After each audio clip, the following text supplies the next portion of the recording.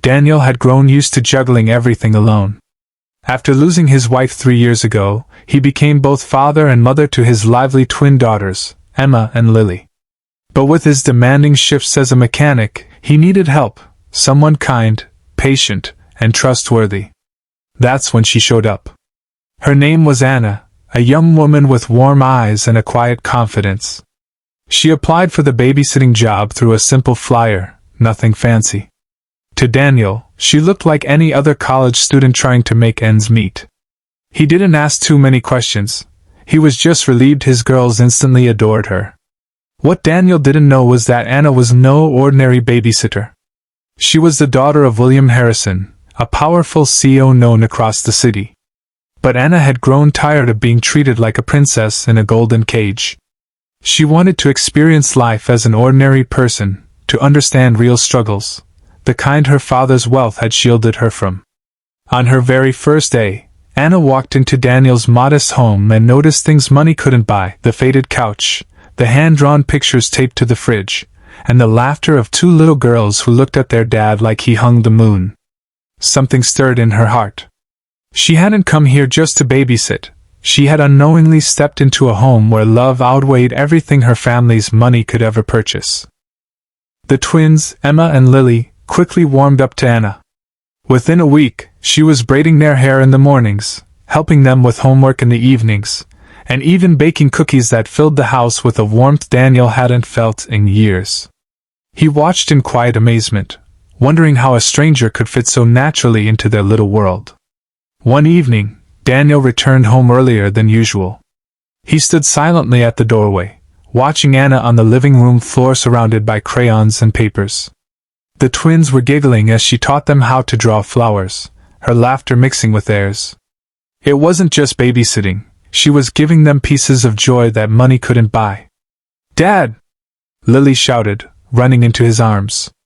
Emma followed, pulling him toward the drawings. "Look, Anna showed us how to make a garden." Daniel's eyes softened as he glanced at Anna. "You've done more than I could have asked for." "Thank you." Anna smiled, hiding the pang in her chest. She wasn't used to gratitude, not the real kind. In her father's world, people thanked each other with gifts and contracts. But here, in this small home, words carried weight. Later that night, as Daniel fixed the leaky faucet, Anna noticed his tired hands. She wanted to say she could help, that she knew more than he realized. But she kept quiet, revealing too much, risk exposing who she truly was. For now, she was just Anna, the babysitter. And yet, she felt more alive in this tiny home than in her mansion filled with silence. But secrets have a way of surfacing, and soon, Daniel would discover she wasn't who he thought she was. It was a Saturday morning when the first hint of Anna's secret slipped out. Emma had been struggling with a school project on inventions, and Anna guided her with surprising ease. "Where'd you learn all this?" Daniel asked casually as he sipped his coffee, watching Anna sketch out circuits and explain them in simple terms. Anna froze for a moment, then quickly smiled. "Oh, just things I picked up in school." But Daniel noticed the way she spoke, not like a babysitter, but like someone who had been around boardrooms and business plans. He brushed it off, yet the thought lingered. That afternoon, while Anna played with the twins in the park, a sleek black car slowed near the playground. The driver's window lowered slightly, and a man in a suit gave Anna a discreet nod. Her face paled. She quickly turned away, pulling the twins closer, pretending nothing had happened. Daniel, who had been sitting on a nearby bench, caught the exchange. His protective instincts flared. Who was she? And why did a stranger in an expensive car seem to know her? That night, when the twins were asleep, Daniel finally asked, "Anna, are you sure you've told me everything about yourself?" Her heart raced. She wanted to tell him the truth, that she was the daughter of William Harrison, the CEO whose name dominated headlines. But she also feared that if he knew, everything between them would change. He might treat her differently, or worse, push her away.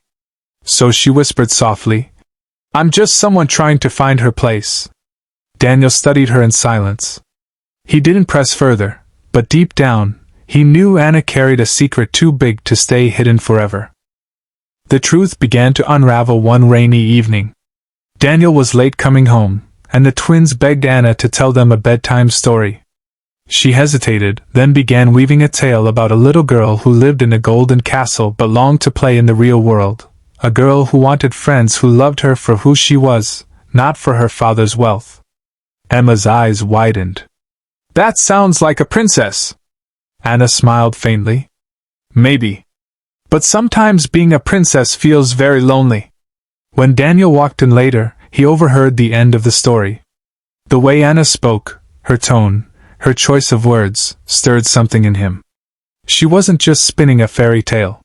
She was confessing. The next day, while fixing his truck outside, Daniel received a surprise visitor. A tall man in a tailored suit stepped out of a limousine. His presence was commanding, his voice sharp. "Is Anna here?" Daniel frowned, wiping his hands on a rag. "And you are?" "I'm William Harrison. Her father." Daniel's heart sank. The name was familiar, one of the most powerful CEOs in the country. He turned toward the house just in time to see Anna standing frozen in the doorway, her secret laid bare. The twins, sensing tension, clung to Anna's legs. "Is something wrong?" Emma asked innocently. Anna's eyes filled with tears. She could no longer hide. "Daniel, I'm not who you think I am. I'm his daughter. I just wanted to live a normal life, even for a while." Silence stretched in the air. Daniel's chest tightened, caught between shock and disbelief.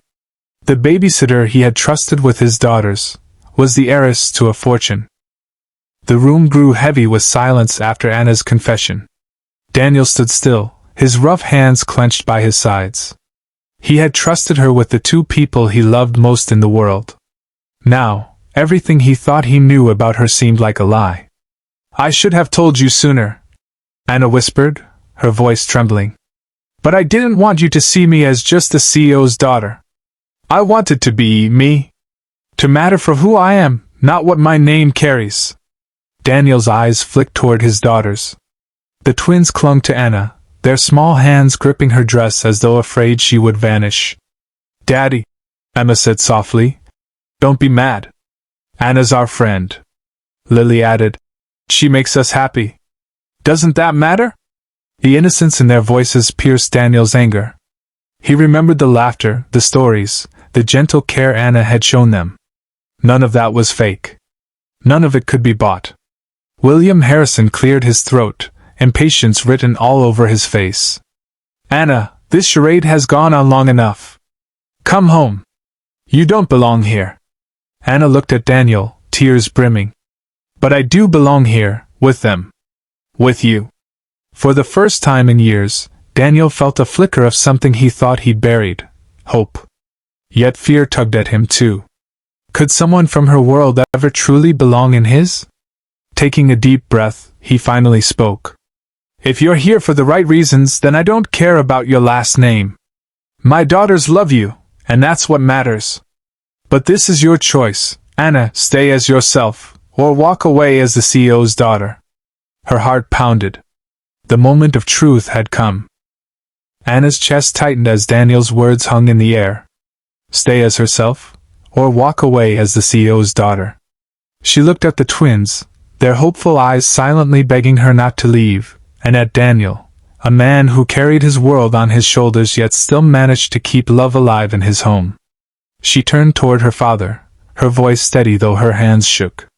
"Dad, you gave me everything money could buy, but you couldn't give me what I've found here: belonging, purpose, family. I'm not leaving." William's face hardened, but behind his stern expression, a flicker of realization crossed his eyes. His daughter had grown beyond the walls of his empire. He exhaled deeply, then nodded once, retreating to the waiting car without another word. The door closed, and Anna felt her knees weaken. Daniel stepped forward, his voice softer now. "Are you sure about this? Life here isn't easy. It's messy, tiring, and far from perfect." Anna's eyes shone. "That's exactly what makes it real. I want this life. I want to be part of it, if you'll let me." Daniel hesitated only a moment before the twins ran between them, tugging at his hands. "Daddy, can Anna stay forever?" A smile tugged at Daniel's lips, the first genuine one in a long time. He glanced at Anna, then at his daughters. "Maybe forever doesn't sound so bad." As laughter filled the small home, Anna realized she had traded a mansion for something priceless: love, acceptance, and the chance to build a future where she was valued not for her last name, but for her heart. Sometimes, the greatest fortune isn't measured in money, but in the family we choose.